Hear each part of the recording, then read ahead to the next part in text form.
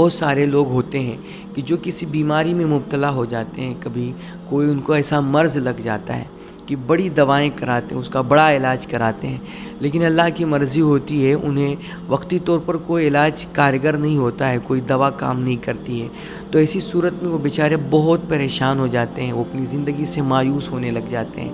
کبھی کبھار انہیں کچھ جو ہے ڈھونگی بابا اور جو ہے مولوی مل جاتے ہیں، پیر مل جاتے ہیں، جو ادھر ادھر کے الٹے سیدھے جو ہے ان کو لوٹنے کے لیے، وہ پیسے کمانے کے لیے دنیا بھر کی چیزیں بتاتے ہیں اور دعا تعویذ بنا کر کے دیتے ہیں، گنڈے بنا کر کے دیتے ہیں، مگر ایسی صورت میں وہ دعائیں اور وہ ان کے گنڈے بھی کام نہیں کرتے ہیں۔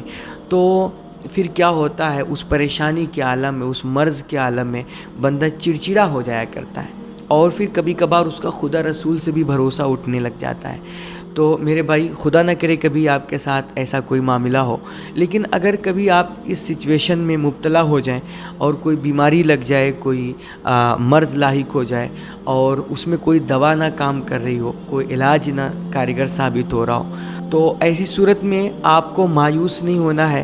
سب سے پہلے یاد رکھیں کہ دنیا میں کوئی ایسی بیماری نہیں کہ جس کا علاج نہ ہو اور جس کی دوا نہ ہو۔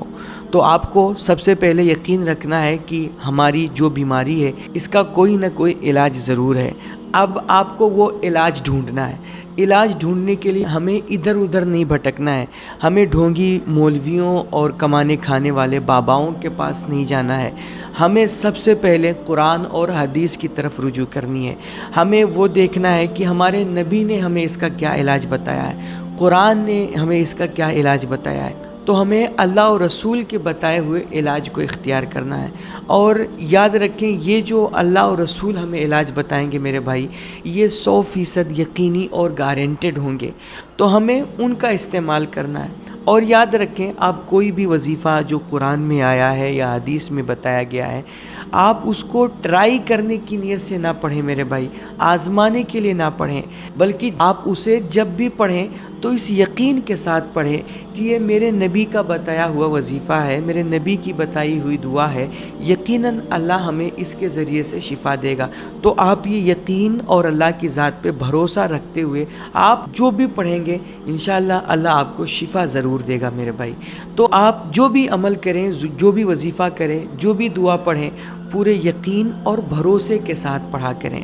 ویسے تو قرآن و احادیث میں بہت ساری دعائیں، انشاءاللہ میں وقتاً فوقتاً وہ ساری دعائیں آپ کو بتاؤں گا۔ ابھی کے لیے میں آپ کو ایک ایسی دعا بتا رہا ہوں، ایسا وظیفہ بتا رہا ہوں کہ اللہ کے نبی نے فرمایا کہ جو کوئی یہ دعا پڑھے گا، اگر اس کی تقدیر میں موت نہیں لکھی ہے، یعنی اگر موت مقدر نہیں ہے، موت نہیں آنی ہے، تو بندہ کسی بھی بیماری میں مبتلا ہو، کتنا بھی خطرناک مرض ہو، یہ دعا پڑھ کر کے اس پہ اگر دم کریں تو اللہ اس کے صدقے اس بندے کو ضرور شفا دے گا اور اسے اس کی بیماری سے نجات دے گا۔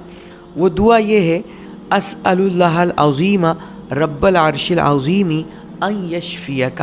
اس کا معنی ہے کہ میں عظمتوں والے عرش کے مالک، عظمتوں والے اللہ سے دعا کرتا ہوں کہ وہ تمہیں شفا دے دے۔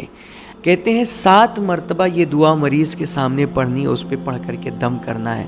انشاءاللہ اس کی برکت سے اللہ اس بندے کو کسی بھی بیماری میں مبتلا ہوگا تو اللہ اس کو ضرور شفا دے گا۔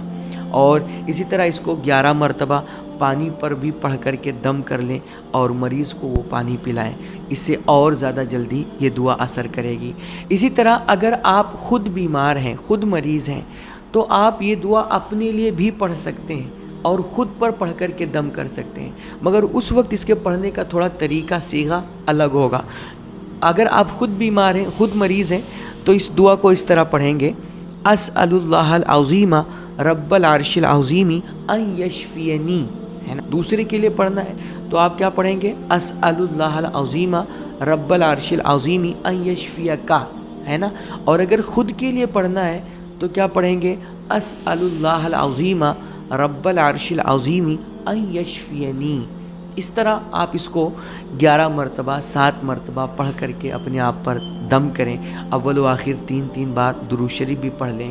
اگر زیادہ خطرناک درد ہو رہا ہے، زیادہ خطرناک بیماری ہے، تو اس کو 40 دفعہ بھی پڑھ سکتے ہیں، جیسی ضرورت ہو، 3 دفعہ، 7 دفعہ، 5 دفعہ، 40 دفعہ 11 دفعہ جیسی ضرورت آپ محسوس کریں آپ اس طور پہ پڑھ سکتے ہیں۔